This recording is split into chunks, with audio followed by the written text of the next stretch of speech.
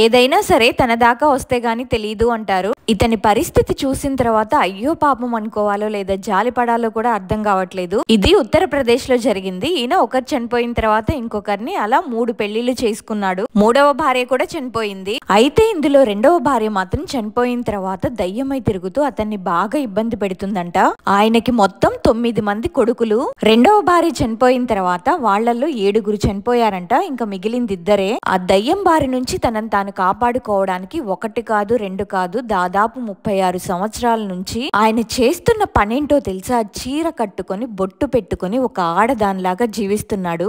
మగవాడిగా బతికితే తన ప్రాణాలకు ముప్పుందని ఆయన చెప్తున్నాడు. వేరే దయ్యం అయితే భయపడతాడో లేదో తెలియదు గాని తన భార్య దయ్యమై వచ్చేసరికి చాలా భయపడిపోయాడు. ఇది విన్న కొందరేమో ఆయన మానసిక పరిస్థితి బాలేదు, మంచి ట్రీట్మెంట్ అవసరం అని, ఇంకొంతమంది ఏమో నిజంగా ఇది దయ్యాల పనే అంటున్నారు. మరి మీరేమంటారో కామెంట్ చేసేయండి.